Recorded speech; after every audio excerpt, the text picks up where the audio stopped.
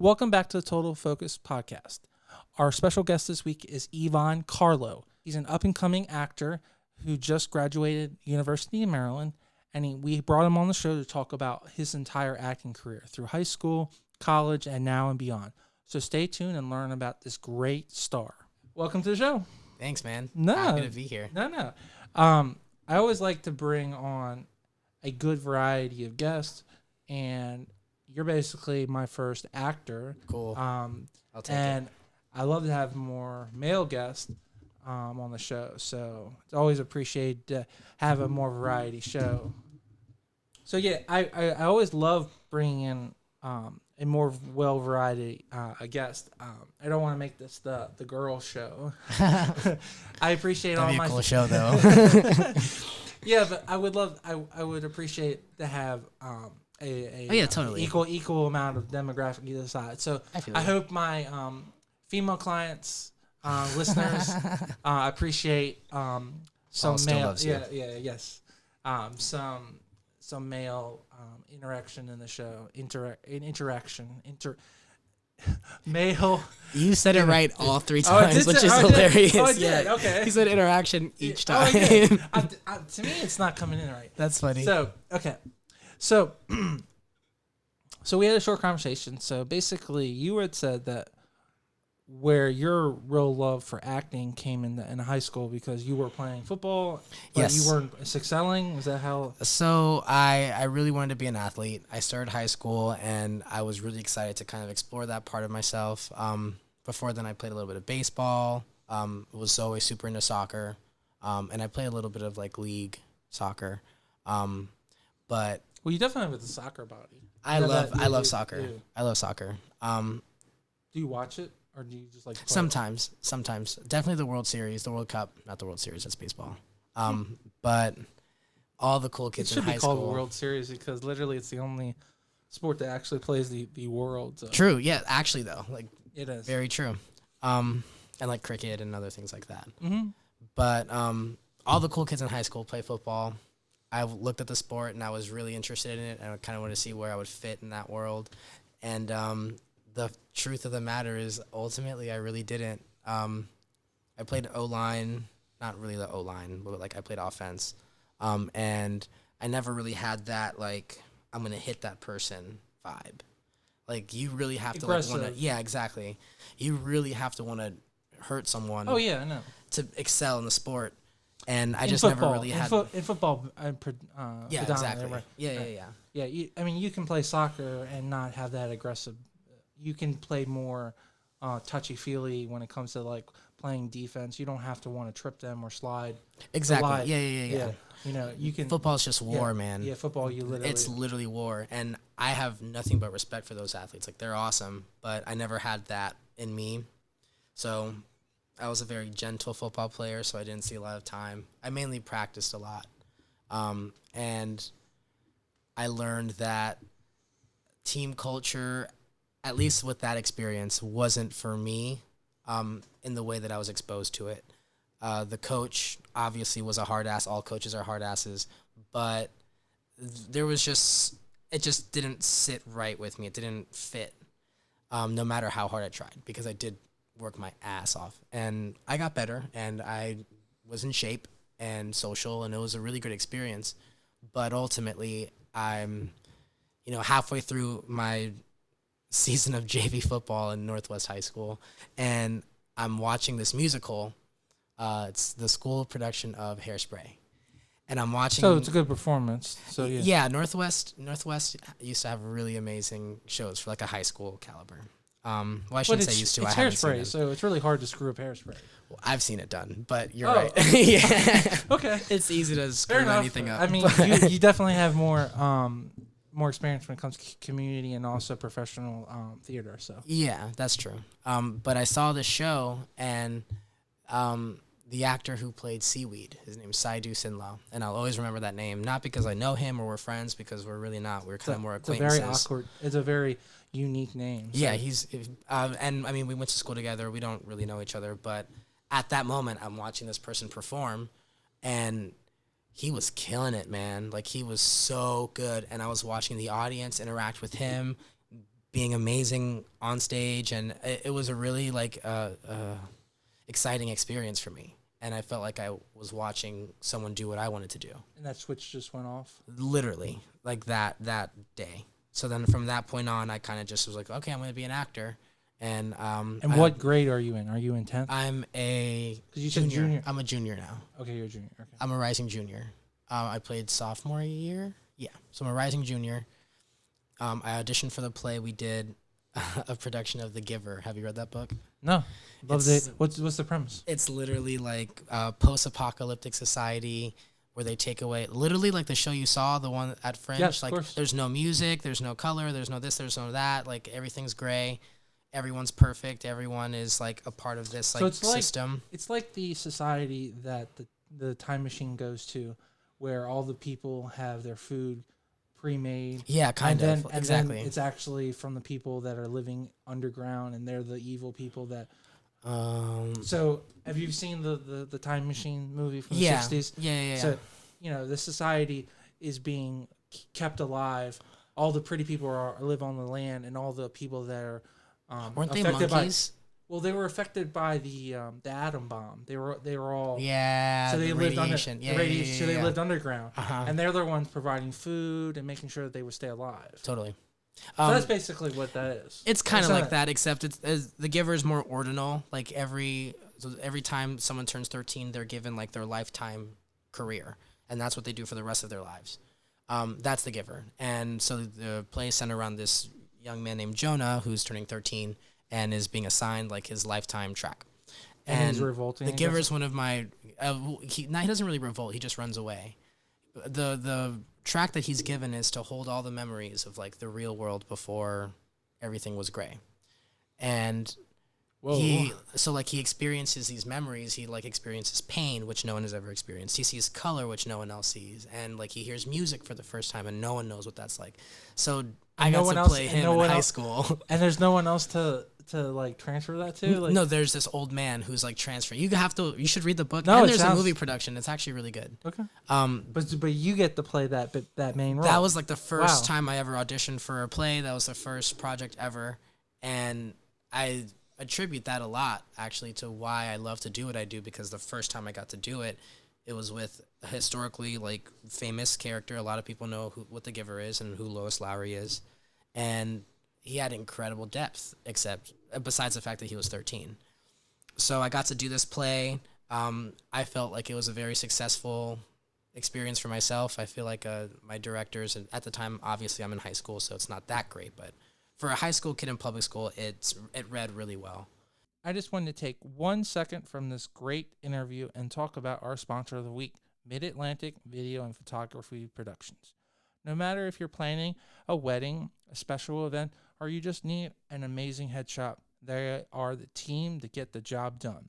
You can reach out to them at 443-422-3830. Again, that's 443-422-3830. Or you can go right to their website at mavpp.com. Now let's get right back to the show and listen to this great interview. Now are you playing it?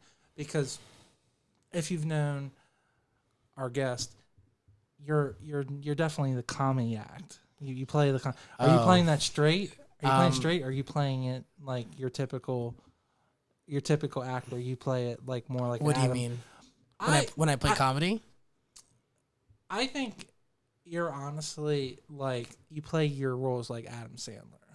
That's hilarious. And it's natural. Like it's that's like, so funny. Adam Sandler. Oh yeah, no. Because Adam can be very serious. He's done very serious roles. I love Adam Sandler. Yeah. So it's a total compliment. It's not I appreciate that. I never thought. Because that's like, funny. Because like the at the show we just went and saw you perform in. Oh yeah. I'm thinking that. What did you think about that show? I want to hear what your opinions were, because yeah. So I like the premise. So let's give the viewers a 90. So it's just like the story that we're talking about, where it's called She Sings Light.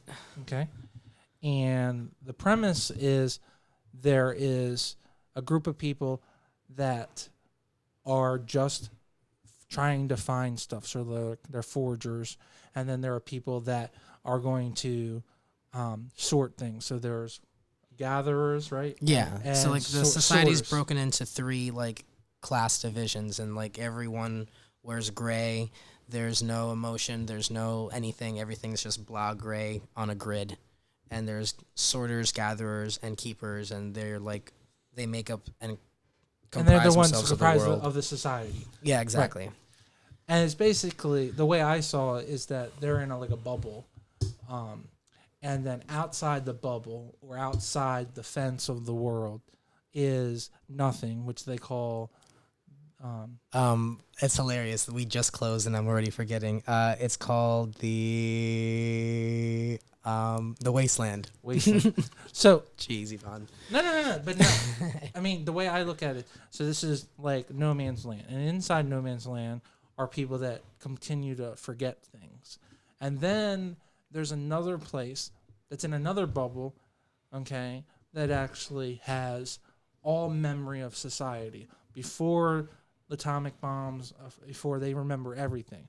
And they base it on this crystal or light that's supposed to be keeping them. Yeah, so, the sun broke, essentially, and the pieces of the sun land on Earth and are the source of, like, memory for people, and that's why this group of, like, people outside of the grid I know that's what they call it, but what I think it is. Oh, okay. Okay. So Cool, yeah. I want to hear So I don't think it's the sun. I think it's it's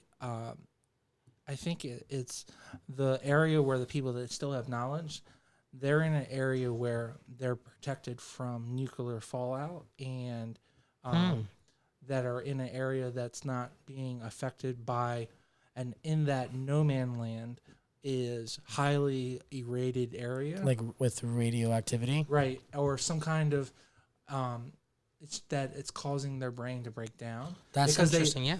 Because people live in that area, but they literally just walk in continuous circles, and they repeat the same word over and over. So it's like returning yourself to the most basic primal. So supposedly we are as simple as a chimpanzee, as a monkey. So a monkey would literally eat bugs off their back of another person. They would just hang in trees. They would clean their teeth with a straw, or like a twig. Cool. So that's what I'm thinking, is that there's something that is digressing in this no man land, and there's something that's over top of it, protecting them and keeping them of knowledge in this area.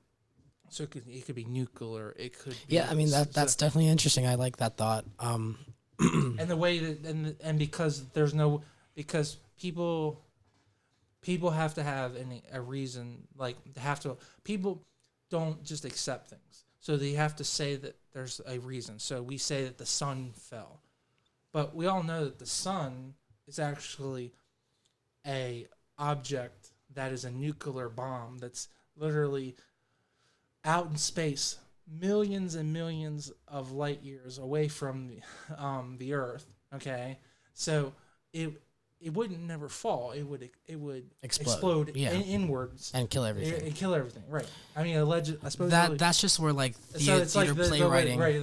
Like they have to somehow like I think it's because of humans. Humans have to have a reason of saying.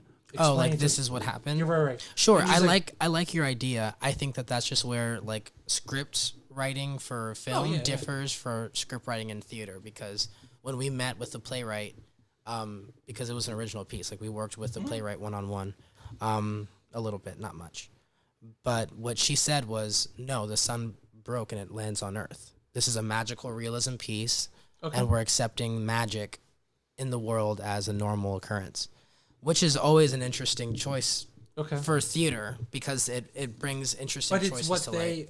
But it's also. But I like your interpretation, because realistically speaking, what would actually have happened is someone goes to nuclear war, someone blows up a bomb, or like the sun dies, and there's mass areas of like populated, like, I don't know, where there are people who are exposed. Wasteland, where people are exposed to radioactive energy.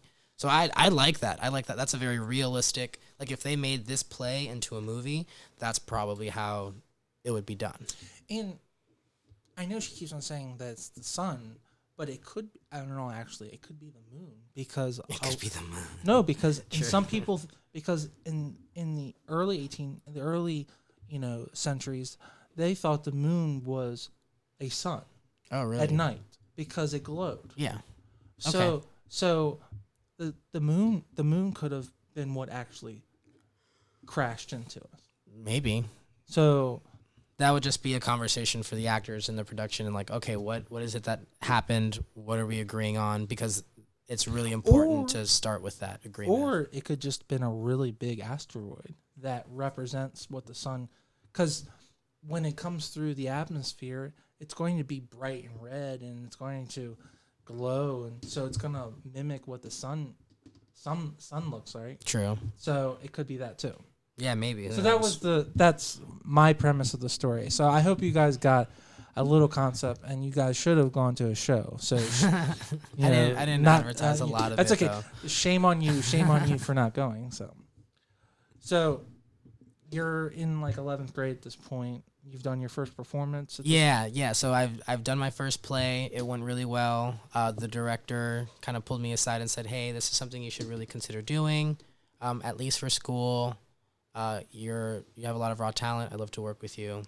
And at that point, I honestly just like hit the ground running. Like I started getting leads in my high school shows.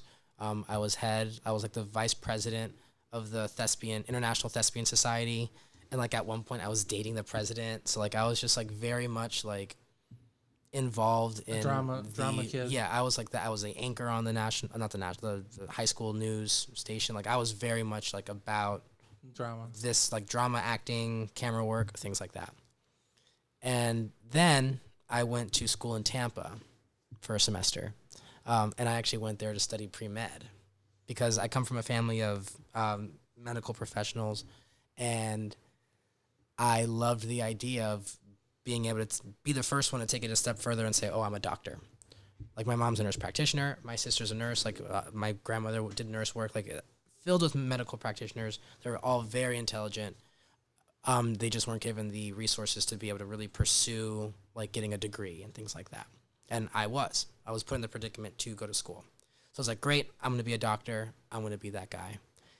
And I go to Tampa, and I fall in love with Tampa. It's so beautiful there, and the weather is perfect, and the girls are beautiful. And I was studying pre-med, doing well, and I hear about auditions for their musical, Les Mis. They're doing Les Miserables. Wow. And at the time, dude, that's like one of my top favorite musicals. Yeah. I mean, Marius was a dream role at that point. And so I had to audition. I was like, Mom, I'm going to audition for this show, and if I get it, like, I'll let you know. We'll figure it out, blah, blah, blah, blah, blah, because I'm super busy with my, like, regular coursework. Yeah. As a pre-med I mean, especially you're doing your undergrad, so that's actually harder than the 7 years of actually. And I'm living in a hotel at this point because I grew up in Maryland. I go all the way to Florida, and they over-enrolled the freshman class. So they put us all up in a Howard Johnson, like right off campus. And you're making that face like they're crazy for doing that, but dude, that was it sounds epic. That was so much fun. We had so much fun. It sounds like you can get in total trouble too. Yeah, we did. We did crazy things, and the parties were nuts. And it was just I had a really amazing experience in Tampa. I find out that they're doing this show. That made it even more exciting. I audition, and the director asks me what my major is. And I tell him, at this point I was a double major. I was pre-med bio doubling with education. And he said, okay, well, come meet me in my office. I'd love to have a talk with you. Which made me really nervous because I had just auditioned. I just sang a song, and like I didn't get any notes on that or any response on that. He just immediately asked me, who are you? What's your story? So a couple of days later, I go and I meet with him, and ultimately he just says, hey, like, you're a dude, and you're good, and we need guys. Do you want to be a theater major? We can talk about scholarship money. We can talk about this. We can talk about that. Like, but is this something that you want? And obviously my answer is yes. Like, yes, I want to do that. But I have people to talk to at home. I have a plan that at this point seemed pretty solid. And So is your first thing that you think that your family's going to disown you or be really disappointed? no, never that. My family unit is very tight and loving and supportive. My mom in particular, though, had a little bit of apprehension towards me like involving myself in the arts professionally, just because like the things you hear like on TV about like the abuse and like the things like that. She didn't really want me to be involved in that. Like there's a lot of drugs in LA, and you know what I mean? Like the industry is just not known for being the most wholesome, obviously. Welcome to LA. Welcome to theater acting, film acting, all of it. Exactly. And I mean, I'm a walking kid. So she looks at me and she's like, "Oh, they're gonna eat him alive. He's gonna." You're 18. This morning, you're 19. I started college at 17. I was young, so I was 17 in Tampa. Doing auditionings for. I only auditioned for that one show. I told 17. myself out. Yeah, I told myself that I was which gonna is like crazy because that like it's one of the biggest Broadway shows to want to like do. Oh, so, totally. And it was just a 100%. school production. But yeah. But it's 17. So Yeah. And at that point, I've had friends since I was younger who were excelling in the arts and like are phenomenal musical theater performers, phenomenal dancers, actors, and like directors, playwrights. Like I've had my like group of talented friends. And so I tell this person that I'm interested, and they say, "Great, when you come back next semester, you'll be a theater major, and we'll talk about scholarships." And he said they won't be full scholarships, but it'll like cover a good amount. I go home for break, Thanksgiving break, and I tell my mom. And she's very happy for me. She's very supportive. But she says, "Iván, Tampa is really expensive. The school that I was going to, University of Tampa, it's a very expensive school." And basically, she vocalized her very honest opinion of, "Look, this is a really expensive school. If you want to pursue acting, you can pursue acting anywhere, and it would make sense for you to be here closer to places like New York. You should transfer back home if you want to be an actor."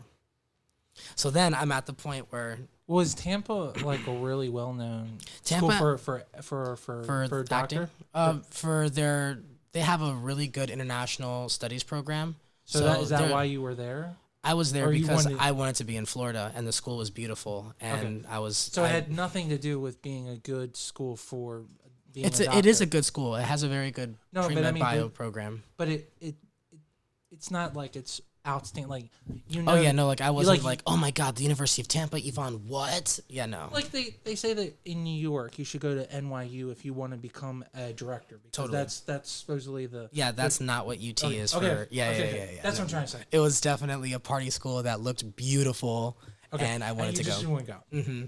Okay, so mom's pitch. She gave me no. She's not pitched. She just gave me the best advice, and she said, "So it wasn't, hey, like if you want to do this, do it, but let's make it more feasible because you can do that anywhere, and we're spending almost like $35,000 a year for you to be an actor." Now, did you not have any scholarships? I had a couple, because I did pretty well in high school. Like my grades were good, and I had a decent SAT score. So I did have academic scholarships, but it wasn't enough. It's an expensive school, and it's expensive to live abroad like that. And, because they double charge. They charge you for being out of state too. Exactly. I was an out of state student. I didn't have a job because I was a freshman in college. I would have had to have gotten a job and like been completely independent, and that's a lot to put on someone. So ultimately, I said, "You know what, Mom, you're right.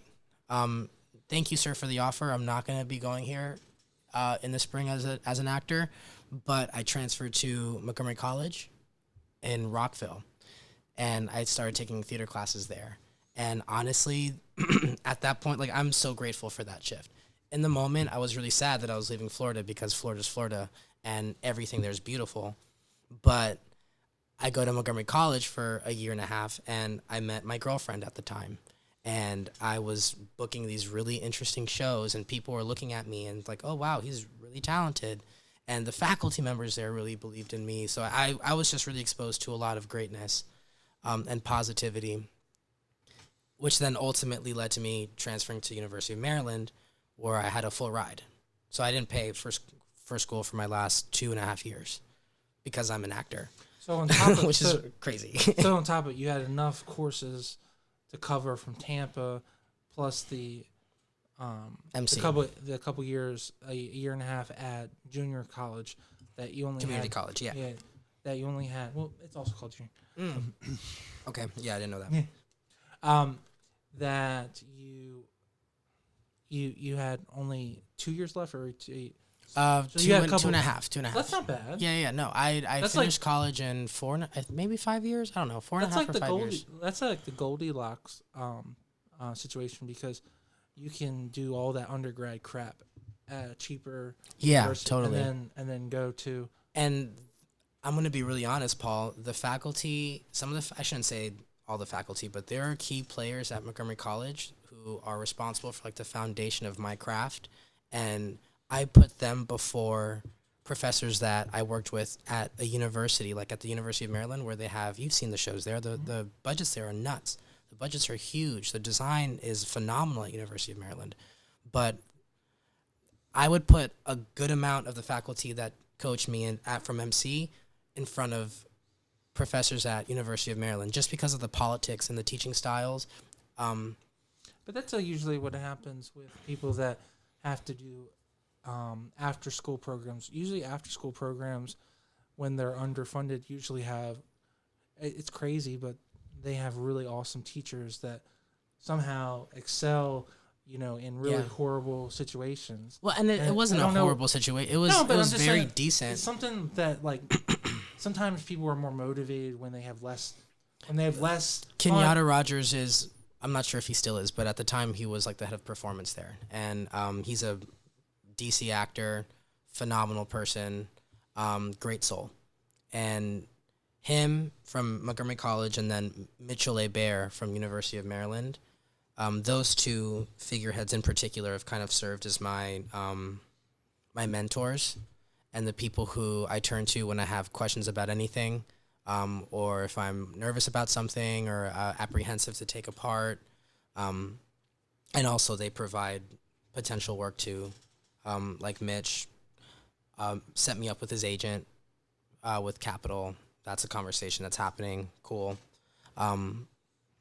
But yeah, I've been very fortunate from the get, honestly, from switching from football and soccer and baseball to being an actor from high school then to college. I never really experienced a lot of negativity. There was one show that was particularly difficult called Aida in high school, but that's because I wasn't a trained singer. And that show opened my eyes to then say, okay, time to go take lessons, because you have a little bit of natural talent. But if you take lessons and you learn your craft and you master your instrument, you can be a musical theater performer and you can make a living singing on stage and acting. And that was the original goal. But then I did a show at UMD called Eurydice. You saw that one. Yeah, now that show, I have to say, was really incredible. And I have to say, I missed that show. Huh? I missed that show. That show was really fun. What are you talking about? You're one of the stars, and I'm. That's what I'm saying. I miss it. Like yeah, that was a great experience, and I met amazing people. Like that's where I met Adriana. Well, no, I met Adriana beforehand in school, but that's where our friendship really blossomed from that show. Yeah. If now, I'm not aware. Is it a book or no? Eurydice? Yeah. No, it's one of those it's ancient Greek tragedy. myths. Yeah. So if you're not aware of the Greek tragedy, but they did it in a contemporary style. So like they took the myth and then they made it into like a funny, like 21st century play. So the premise is you have someone who basically goes to hell, and then she has to go through all these tribulations. She actually meets Iván. I played the devil. So basically, but he doesn't play like the typical like. He's a big baby. Yeah. / evil lion. See, that goes back to how you always play your characters. That's why I was trying to get like your philosophy. Oh, okay. You don't play your characters. You play your characters with like whimsily, like, like, and it like that's funny. It's a natural, like it's more of your facial features. Mm-hmm. You have very expressional. Yeah, an expressive face. Mm-hmm. Yes, Ultimately, I think what my overall goal is when I am working on a role is how to make it as a part of the world as possible. And I know that that's such a basic thing to say. Like, of course, everyone wants their character to fit in the world, but I often find that to be the thing that is left out in a lot of theatrical productions. Like, I see a lot of actors who have a lot of raw talent. They can sing their ass off. They can move, but their existence doesn't mesh and they don't fit in the world that they're saying they're a part of. And then for me, at that point, I just shut off because I'm watching something that I don't believe. And that's the whole point of an actor is the actor is supposed to take you on this journey and put you in a situation. So just like I was watching Once Upon a Time in Hollywood, Yeah. they have to put me in a position where it's 1969 and women are treated badly. You know, the guys are smoking cigarettes. You know, Sure. like, And the and I have to interesting believe thing, it, and I have to believe it. the interesting thing that I'm learning now is that kind of comes from not doing anything. Like, you literally just rely on your set or your co-actors and your costume, and like you rely on everything that's given to you. You rely on the homework that you've done. I really like to do this 5 adjective star. I learned that in undergrad, and I'm actually doing that now. I have a final callback for this really nasty character. It's a play called Dog Sees God. It's like a emo take on what would happen if the Peanut Gang, like Charlie Brown, Pigpen, all of them, Snoopy, what would happen if they aged about 10, 15 years and were in high school? Because the Peanuts are supposed to be like 5 years old. The Peanut Gang, I don't know how old they are. They're about 18, 19, 17. The role you play is 18. Okay. Yeah, he's a high school senior, I think. Okay. He's a quarterback or a football player, I should say. I think those characters would be extremely drastically different. So I'd love to see a take on that. Pigpen is a homophobe. Pigpen is racist. Pigpen is internally struggling with his own sexuality, and he takes it out on the world, and he's extremely sexual and like confident and like vulgarian. So essentially, I read this part and I say, wait, you want me to read for him? And they're like, yeah. I have to do my homework because I like to think of myself as like this rainbow kid, this really like, hi, I'm Iván. Right. Nice to meet you. And this person is dark. This person's evil. So I'd like to do is you take the script. Troubled. That's a better word. That's a more fair word. Yeah. I should not say that he's evil because I have to play him. But I think that there are forms of evil. I guess I think the way I've always thought is that 99% of people are good, okay, and it's that less than 1% that are actually not good. Like Manson was a horrible person, and I think he traumatized enough people to make them think that they had to follow him. But Manson was the bad person. Sure. The people that were following, I don't think they were evil. I think they were troubled or lost, or right. There's lots of not excuses, but reasons. Right. Matt is kind of like we still need to arrest those people. I mean, like, or put, sure.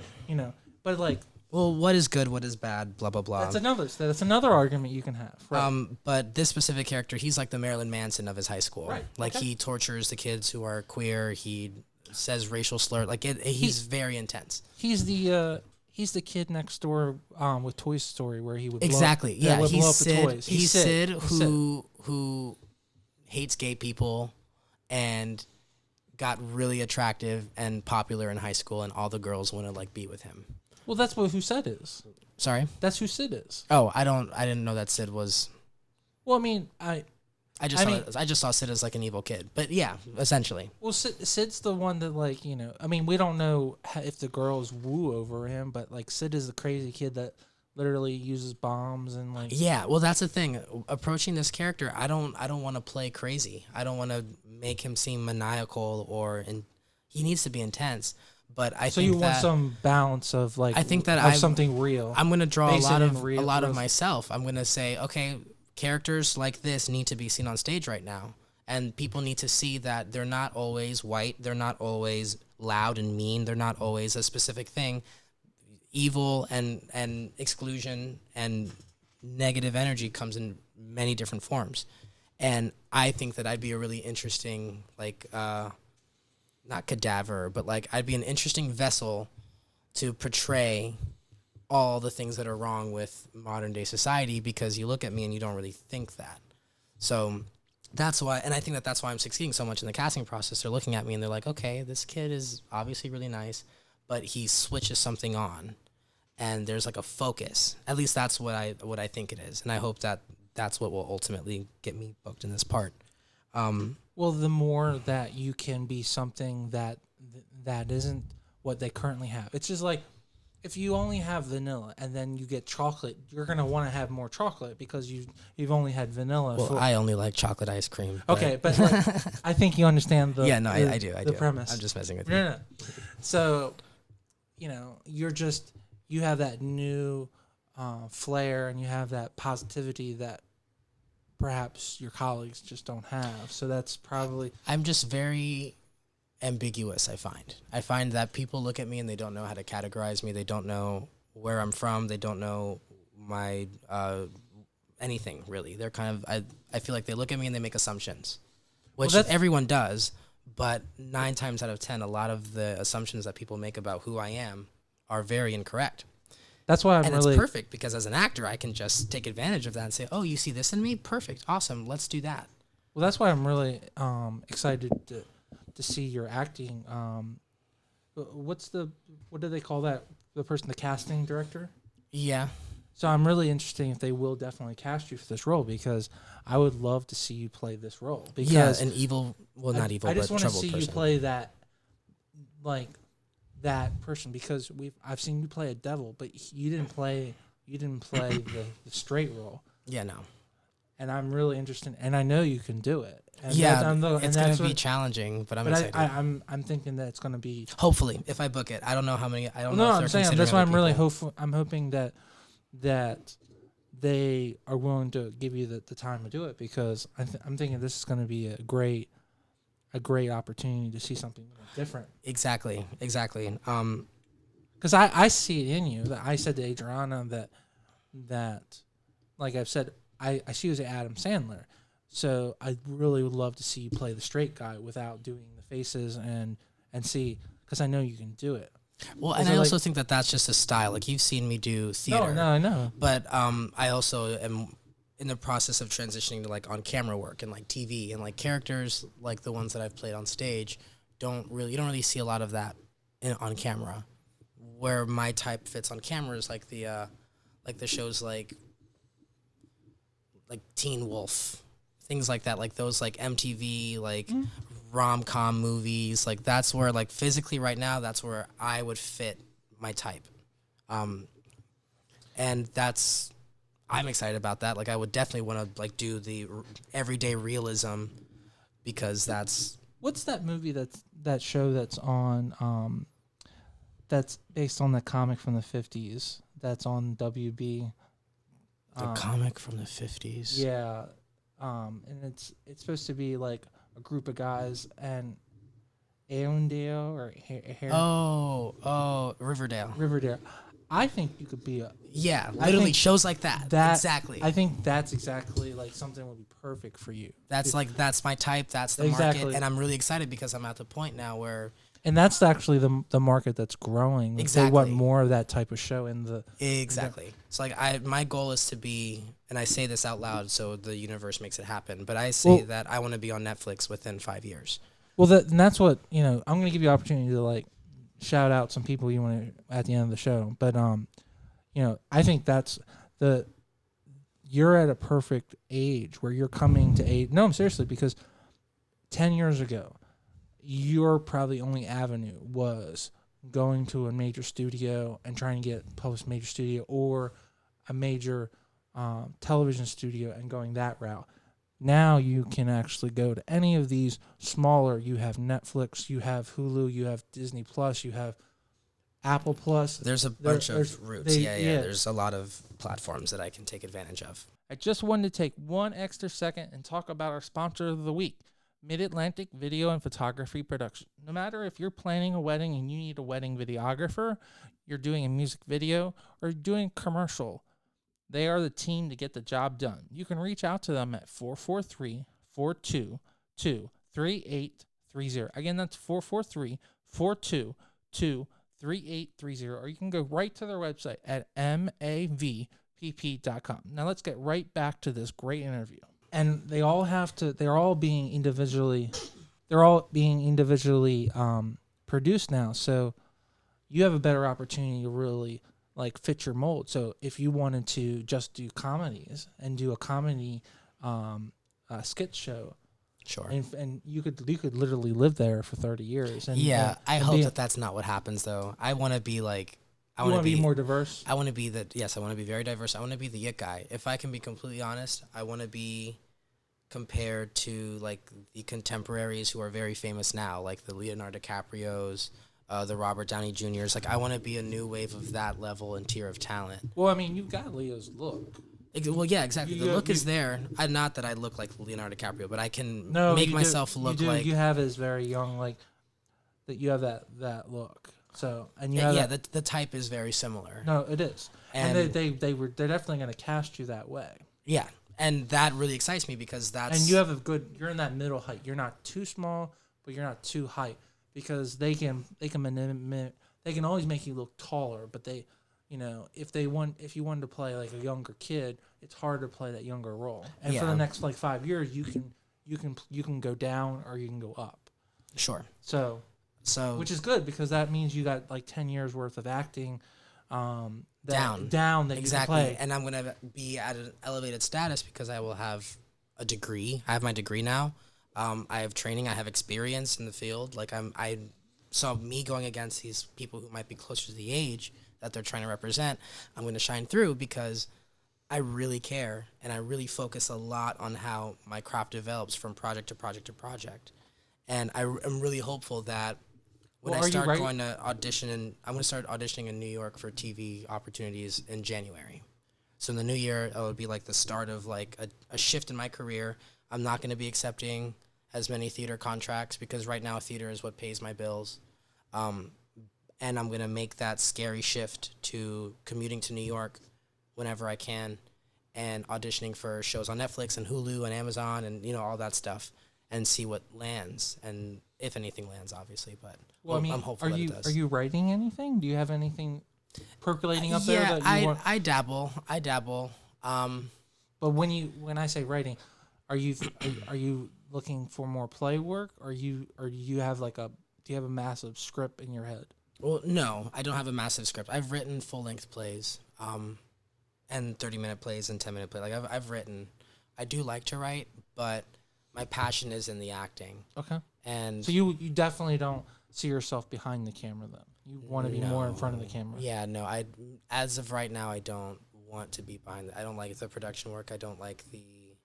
Not that I don't like it, but I don't feel like I excel at it, and I don't feel like I'm energetically fulfilled.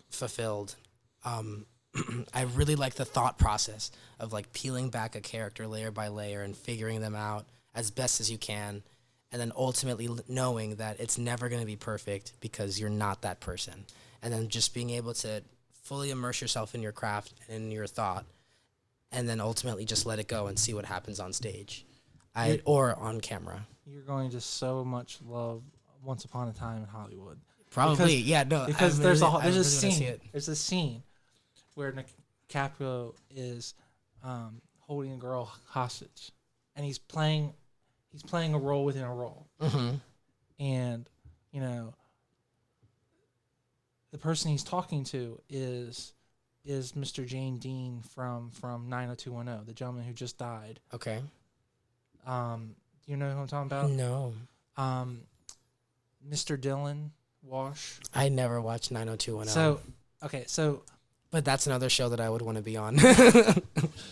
So he's talking to someone who's already dead, which is like trippy. Cool. Okay, because they shot this, literally last year, and it's a great performance. He throws the girl on the ground. He's like, "If you don't pay me what I deserve," and it's like so good. Yeah. So you're gonna love from an acting perspective. I love Leo. I literally. Oh yeah. I used to. Well, I still do this. I don't know why I say I used to, but I will watch movies that he's in or Quentin Tarantino movies, films, any just critically acclaimed film with a notebook, and I'll just watch and take notes or write down questions that I have or thoughts, expressions, things that I didn't like, and. I mean, this is how you learn. Yeah, that. Well, yeah, exactly. And Yeah. my last couple years in undergrad were oddly very sculpted towards transferring me into the film world, just because a lot of the notes that I was receiving from my professors, and it wasn't the most positive experience at all times. Obviously, I'm an actor in college, but ultimately, a lot of my professors said, except one, was that I need to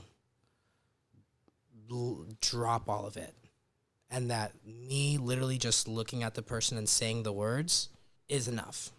And obviously, that's not exactly what it is. Like, if I just look at you and I say blandly these words, there's no intention. No one's going to understand what I'm saying. There's more to it. But what I'm finding now is that I'm really benefiting from that in the on-camera world, because theater is different. Theater is expression. Theater is color. Theater is vibrancy. And that's not always camera work. Camera work is often very concise and specific. And it's very repetitious. So being eccentric doesn't always fit that model.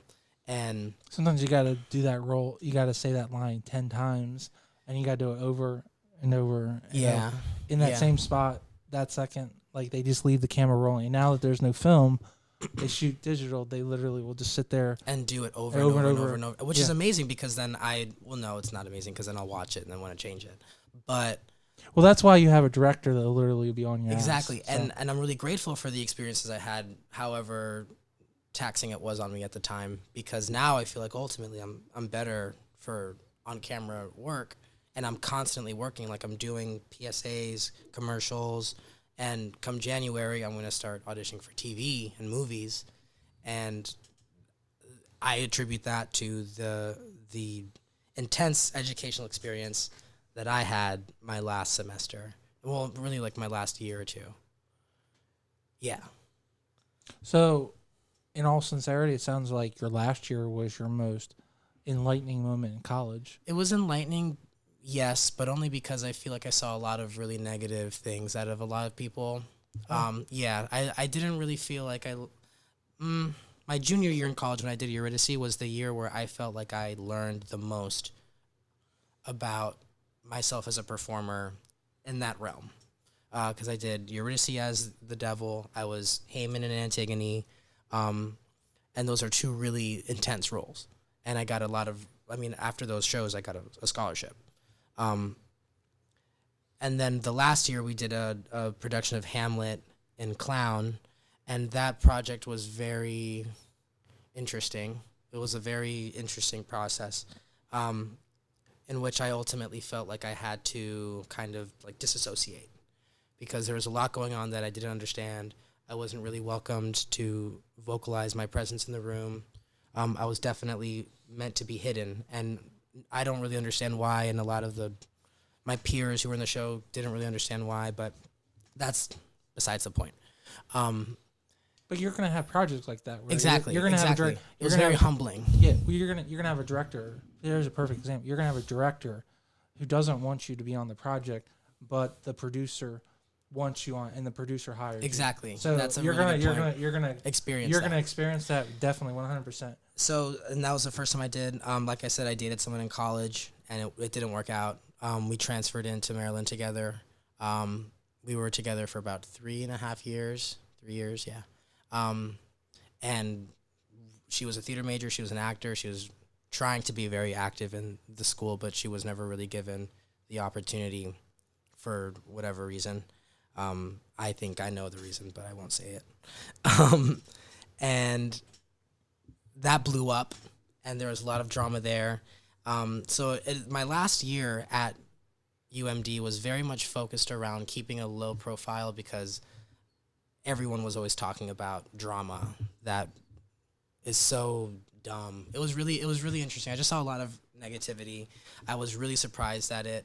But ultimately, as much as possible, getting staying away from the 13th grade is the most important thing. I don't know if you've ever heard that comment. No. So the 13th grade is where high school never ends. Dude, yes, that's okay, what. Okay, cool. Okay, high school never ends. That's even University of Maryland Theater Department, yeah, 13th grade. The 13th grade. So you don't ever get to the next level, you're always in 13th grade. Exactly. Because it's not 12th because you've graduated high school, but it's the 13th grade. Yeah, and it was just it's a lot of state, drama. Right. Exactly. It was just a state of just like never-ending, relentless negativity and drama and gossip, to the point where people were prioritizing the gossip over their own development as performers. And then I saw that and I realized, wow, okay, you guys really don't want this as much as I do. But it sounds like it was a good educational, because you know that Yes. that is definitely a thing you're going to walk into. There's going to be, you're going to come on to a project and you're going to be like, oh my God. Like, I honestly would not want to be an actor and be in the responsibility of trying to want to make the viewers happy after what happened after after The Last Jedi, because the movie that's coming out called Skywalker Returns, cool. okay, has to, one, make everyone that feels disassociated from that second movie a part of the group, but then not offend the people that did like the movie. So I would never. Sure. So to be on that production doesn't sound like it would be. So that is a, Well, I think that's where like the appreciation of craft comes in, because at the end of the day, the actors, all of them are very well trained, very serious about themselves. Obviously, they're in this huge feature film, and you just fall back on the love of the craft. And at that moment, they did everything that they could to portray these characters who are historically monumental. Like, what? Obi-Wan Kenobi, dude? Like, I grew up watching Star Wars.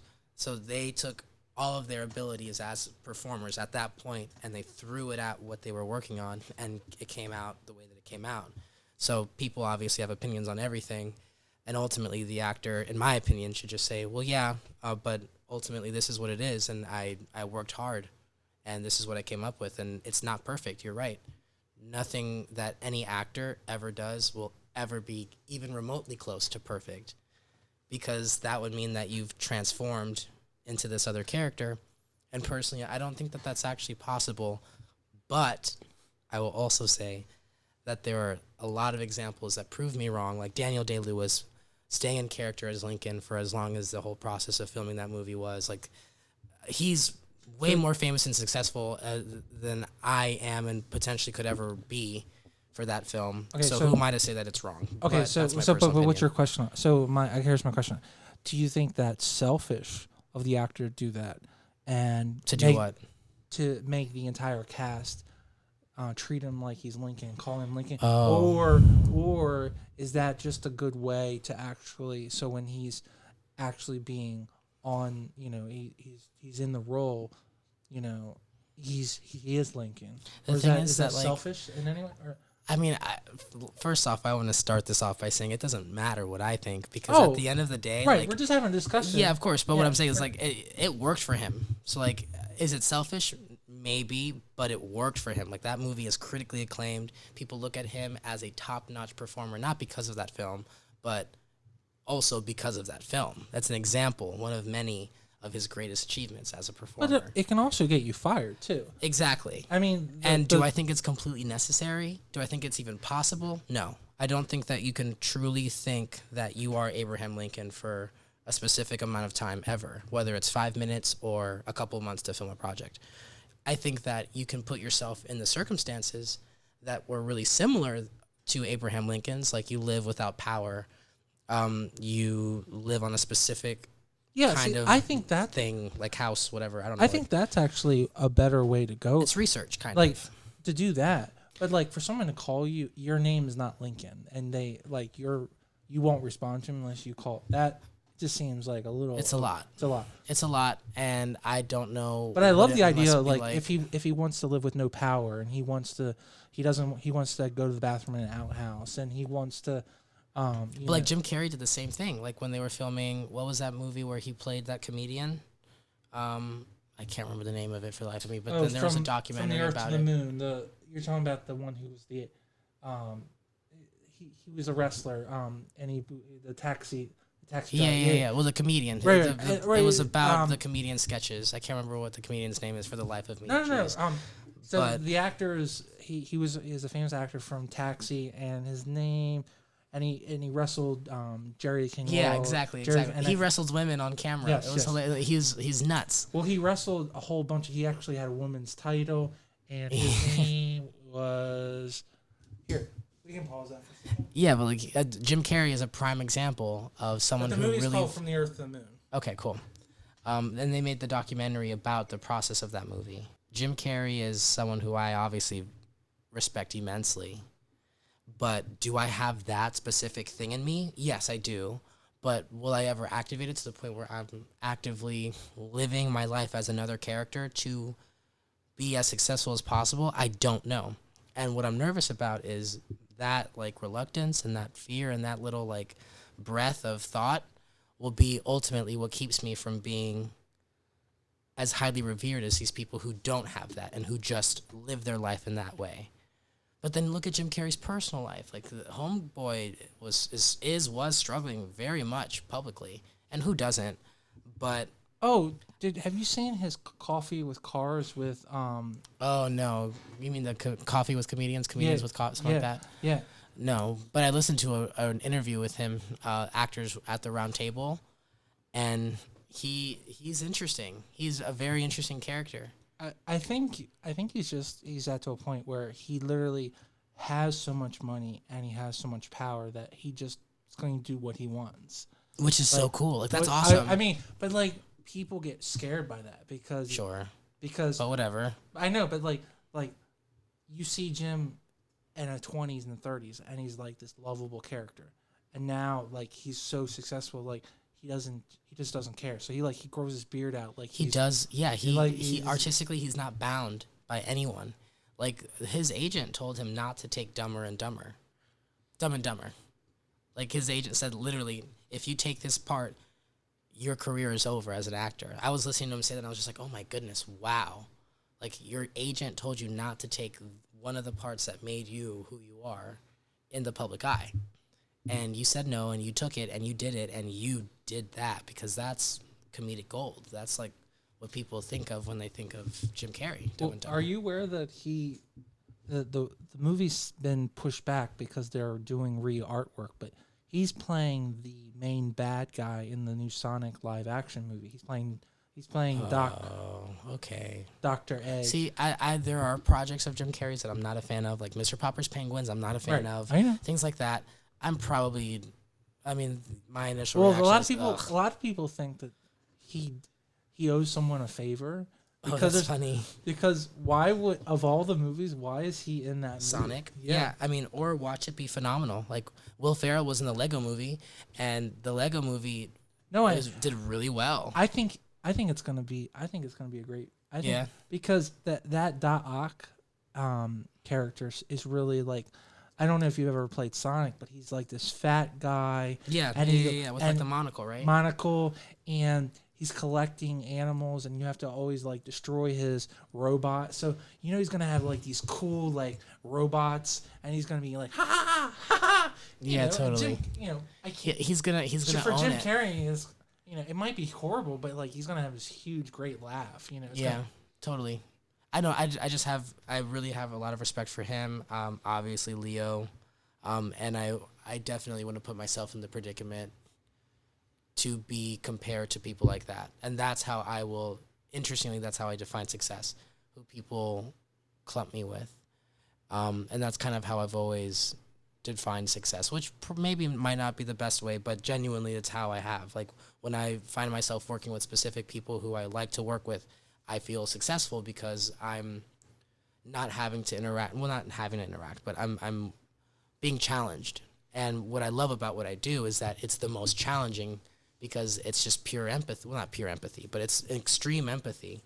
You sit down with a script, whether it's for camera or stage, and you try and figure someone out and why they are the way they are and why they do what they do and how you can potentially fit in that skin. And sometimes the skin fits really bad and sometimes it looks great. And I love that.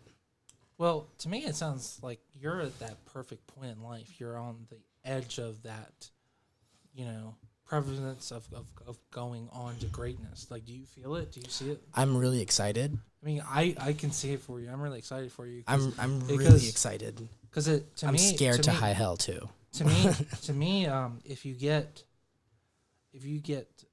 like, because you need that break, you get the right break. Like, Julia Roberts is the one who does Pretty Woman, right? Yeah. Okay. I think. So if she doesn't get Pretty Woman, then she probably isn't the actress that we know her. Because that's how. Because I think arguably, that, you could be right. So, to me, it's what's my Pretty Woman? Yeah.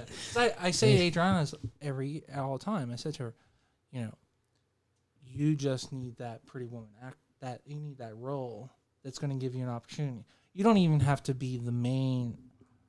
You don't even have to be the main person. Oh, not at all. You just have to get your foot in the door and never let them close it on you until you are. I don't know. I'm a really big believer in believing in. How do I say this? I'm a big believer in manifesting your own destiny and your own future, and believing that if I live my life in a specific way with the constant intention of creating success for myself and being a successful actor who wins awards, then I will be that person, because every day I think about it and I take steps to get to that point.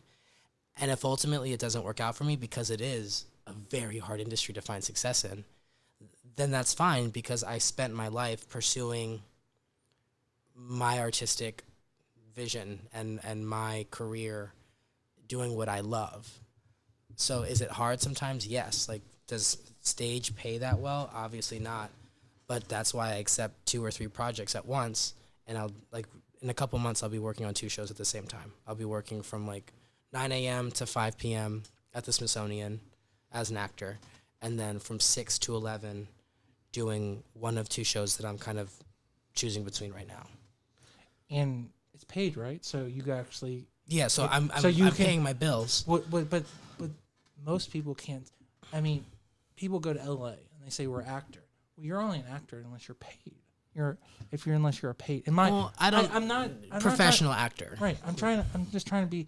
The thing is that acting is an artistic thing. So if someone says they're an actor because they are involved in the creation of a character, then I say you're an actor, whether or not you've been paid or not.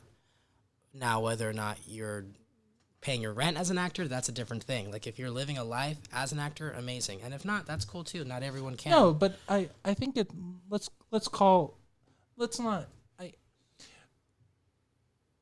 nice thing right now is that you can actually say that you are a paid actor. You're not. Yes. Right.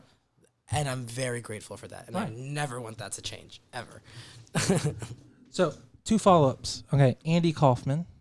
Kaufman. Okay, Yes. The gentleman. Okay, he was a famous actor in Taxi, and he also wrestled in Mid-South and wrestled Jerry King Lawler, and Jerry actually pile drived him, and then he tried to say he broke his neck. So that's the whole story. Okay, I have got a question, because I always think that really successful actors do this kind of stuff. So, do you have you written out your thankful speech for Golden Globes or for the Oscar? Which one? I haven't, and that's really funny that you asked that. And which one is more important to you, a Golden Globes or the Oscar? Because I personally think the Golden Globes is, because it's voted upon your peers. So yes, I agree. And then the Oscars is the committee. However, I want both. Ultimately, because I want to win both. Oh yeah, but I like the dinner too, because people were more chummy. True. And it's in the beginning of the year, so people are more where the Oscars is in March, so it's a little bit, it's a little everyone's bit different. Already worked, everyone's filmed, everyone's doing. Yeah. I haven't written out my speech, but every day I do practice it. But it sounds like your couple of your teachers definitely need to be on the list. The ones that you mentioned. Of what list? Oh, of my dinner? For yours. What do you mean? For actor of the year. Oh. See, no. Okay, no. When I win, I shouldn't say if. When I win an Oscar, no, because you got to prepare that you're winning. Yeah, I'm not. I don't think I'm going to give a list Oh, you're not. I think my acceptance speech will be something along the lines of, I'll definitely thank my mom because my mom has given well, your everything. agent's gonna shoot you if you don't say your agent, so you have to automatically pay your agent. Sure, I know sure, it's but so cheesy. it's very cheesy. But they will shoot you if you don't. So Sure, I've not experienced that yet, so you're probably right. But my dream speech right now is me saying thank you to my mom, thank you to the universe, and the people who I love know that I love them, and I can't wait to share the success with them. and I would definitely recommend practicing that because you're only gonna get what 20 seconds, so you definitely want to make that 20 seconds like really really pop. But I feel like that's where people go wrong. They really want to like make people feel something. And So you want to be more in the moment? I want to, yeah. And that's my vibe. That's me, like very much like, okay, well, that's not true because I'm planning to pursue a career that I have to create out of thin air. But yeah, but you're not going to plan out your entire life. So that's, yeah, no. let's be real. So. I just don't want, at that moment, people are applauding for my success and for my collaborative work with a director and with videographers and with producers. Like, it's a collaborative effort and people are celebrating that there's notoriety to it. And I think that at that moment I should just say thank you. Like, thank you everyone. Literally every person ever to exist, thank you, because if that didn't happen, I wouldn't be here. And that's it. So thank you. And obviously the closer I get to that moment, I'll probably definitely hash out like a speech. Adriana will probably help write it for me. Like, well, she'll at least make sure that it's all spelled right. So. Exactly. That's funny. Yes. But hey, if you know Adriana, you can't not by accident. Yeah, by accident. Yeah. If you don't not know how to spell, she'll make sure that you will learn how to spell. So, yeah, I don't know. I'm also not pursuing the awards. I'm not pursuing that. I'm pursuing a career. Yeah, but that just happens. But that just happens to what that goes along with it. Sure, I just don't, like money comes along with it too. Exactly. I just don't want to find myself pursuing that award because at the end of the day, that award doesn't really mean anything. Right, but at the end of the day, you don't have to buy anything with your money. You don't have to accept the award. I just want to win the award, and I want to make all the money, and it's because I found what I love to do, and I do it, and people pay me for it. Like, that's my dream. And whatever level of success I attain, whether it's I stay in like the DMV or I move to New York and I live like a very modest life and I have a family and I can pay and support that family, I will say that I'm a successful performer because that's everything. Or I can make it big and have like a beautiful home and I can buy my mom a nice place and everyone has a car and like we're all taken care of and there's no worrying about anything. That's also success. But success is what you deem it to be. Exactly. And as long as you're able to live off of what you deem as your success, then you're happy. Exactly. So that's all that matters. Sure. So I just want my success to be boundless to whatever I want it to be. And obviously everyone does. But I feel like I am in a predicament somehow because I am who I am when and where I am that I will make it happen. However conceited that might sound. Well, like I said, I really think that if it was 5 years ago, I think it would be more challenging, but you're literally coming to age at the right age. A very strategic time. Yeah. I don't think there's another time in the industry where someone like me would succeed. No, I just think that there's there's more acting opportunities for. Yes, but there's also there's a global market. Like, I've been sending video submissions for like projects that are filming in Texas. So like but there's also if you're gonna say global, there's now finally that there's a huge market in China for. I hear. Yeah, because they only accept 23 movies from Hollywood every year. There's a rule. I don't know if you know. Yeah, I didn't know that. So they only allow 23 movies every year. Whoa. Why 23? It's a random rule they have. Okay. It was originally 1, and then they went to 6, and then they went to. Okay. So because they want 1 movie a year. Jeez. Yes. Wow. Because they didn't want the influx of the Western society to influence their society. Sure. Okay. Because their societies, so they actually had their own Hollywood in China. Wow. So that's cool. Yeah, I like to there's say there's out there loud that I'm going to win these. I want to be an EGOT, and I say that out loud because I feel like if I say it out loud, it will happen. So I say that. But actually, no, I think you should. I think that people that don't make it known what what their goal is in life, how can you achieve it if you like do you play by the philosophy? Do you have a goal board where you have all your goals set up on board and then you look at it every day? Or I don't, but that's a good idea to have like your. Yeah, no. I just have a lot of pictures of the projects that I've done in the past that have inspired me around in my room. I'm actively, like, I see my actor friends every day, and we're constantly auditioning with each other, for each other, against each other.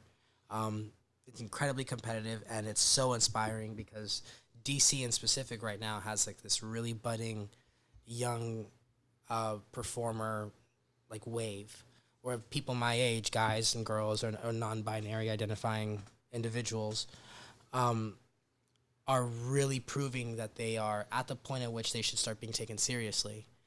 And they're booking these huge equity houses that pay really well and that have been recognized by the Tonys. And like and these are my friends.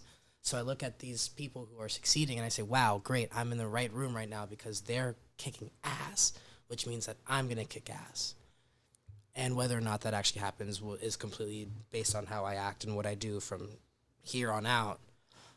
But I'm pumped, especially for January. That's going to be a good thing.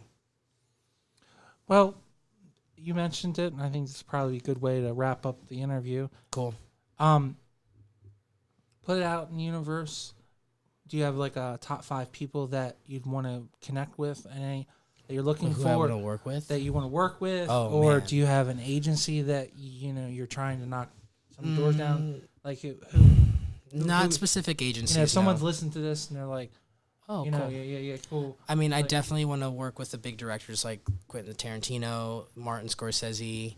I would love to work against someone like Leonardo DiCaprio. I feel like I'd have nothing but things to learn. Robert Downey Jr. I mean, there's so many. I want to work with everyone. I want to work with everyone, and I want to impress everyone. I think Spielberg would work so well with you. Steven Spielberg? yeah, Yeah, he's nuts, and I'm nuts, and that would be so much fun. I think his style and the way I you love act. Corpse Bride. Yeah, I just love his That's style. Tim Burton. Yeah, it is Tim Burton. But I just love his style. Like I don't know if you know this, but the whole idea behind Jaws was the reason why you don't see the shark for 90% of the movie is because the animatronic shark malfunctioned. Oh, really? So he flipped the script and he made That's the funny. story more about the characters. And that's why you see the camera as the shark. Gotcha. So it's supposed to be the shark on camera. On camera, but if you watch that, it's a very scary movie because you don't know where the shark is. Yeah. And you don't see the shark until he attacks. Cool. So I just love that premise. If Jurassic Park is a perfect example. They arrive up on the Jeep, right? Mm-hmm. So The original, right? Yes. Cool. When the two main actors roll up in the grandfather. I'm trying to think of where they roll up in the Jeep and they're on the field. Now there's 2 ways you can shoot that. You can shoot it over the shoulder and they see the animals in the lake and they're feeding and where he says, yes, they're migrating like birds. You can shoot Okay. it, or you can shoot it like he did, like Spielberg did, where you shoot it down from the angle and they raise up and they're like, oh my God, and you see them Interesting. respond to To the camera. and then they all freak out, and then he turns the camera around slowly, and then you bring up the score, dun dun dun dun, right, and that's where and that's what Spielberg does so well. There's another scene in that movie where they come upon that big pile of dung of dookie where the no that it's I it's, just it's, love that word. and the dinosaur's sick, and the medical person is listening to the heartbeat. And he goes, Oh. and he does it from the feet. So they walk in the grass, and they're walking in the grass, and he does it from the feet, and they are in the grass, and then he pans up, and then out. So it's just another way of perceiving it, because letting us use your own imagination to fill that in Totally. sometimes is much better than showing it. I agree. So I know I went on a tangent because we're talking about. It's a good tangent. So go ahead. So Spielberg's definitely on the list. Oh, Tarantino. Yeah, I want to work with everyone. I want to do every kind of role that I can. Well, what about in New York? There's got to be a couple people in New York. Who in New York do you? If they're listening, we should put them on shout out. Who in New York? If they're listening, who do I want to? Yeah, who do I put in the byline there that says I want to work with you? Lin-Manuel Miranda. Okay. Yeah, I'm very much inspired by his work. In all scopes, he's a very interesting creative to me. Now, do you want to be in his Broadway show? Yeah, I want to be on Broadway for musicals, for plays. I want to be on camera acting for Oscar-nominated and winning movies. I want to be on TV and win a Golden Globe. Now, did you just hear that he worked for TV? Did you hear that he was just announced to be the one of the music designers behind the new live app? Cats? But he's also doing The Little Mermaid. Oh, that's awesome. He did Moana. Yeah. No, Lin-Manuel Miranda is honestly, he's one of my favorite creatives. He's super interesting. He's Puerto Rican. I'm Puerto Rican. We have that cultural link. And what he's done he's adding such a nice flair, because we've had such one direction for the last 90 years, and he's shaking things up. Yeah, and he's not the only one. There's so many creatives that are. But he's the one standing out. But he's the one who's developed success, and he's active in his opinions with politics and how the island is being treated. And I really respect him. I would love to work with him. Is there an agency in New York that we? I'm not too familiar with the names of the agencies, and that's kind of where my manager Linda is stepping in January and saying, okay, well, you're gonna have a reel together by the end of this year. Piece that together, and I'll start sending you to meet people. And that's kind of where I am now. I'm gonna finish up a couple projects, film a couple scenes at random, and really just go meet the people, because at this point I don't really know the names of all the. I mean, there's what is it, IMG, AMG, something like that. There's a lot, and I'd be honored to work with any of them if their goal is to facilitate my success. If they're working for me to grow and to develop and to challenge the norms and to develop a long lasting and respected career, I welcome that, and I want to work with you. Well, what's your thought of New York over LA? Is it just that are you just giving yourself a personal cushion, or to me, why I'm going to New York instead of LA? Yeah, I'm not moving to New York. I'm going to commute. That's what I'm saying. I would love to commute to LA, and when I have friends who live there, I will. Or I mean, I do have friends who live there, but ultimately New York is. I'm trying to take this in steps. So I went to community college, then state school. Now I'm working professionally in theater in DC. Then I want to be full-time on-camera actor, paying my rent easily, living very comfortably, to the point where someone in New York City is like, oh, we want to work with you. Come to New York for a couple months. Oh, we want to work with you. We're in LA. Come film this show in LA. And then have my career bubble in that way until the point where I can choose what I want to do. And I'm recognized for it through awards and through the fame of it all. I don't necessarily want to be famous, but I do, because that means that people are appreciating the work that I'm putting out.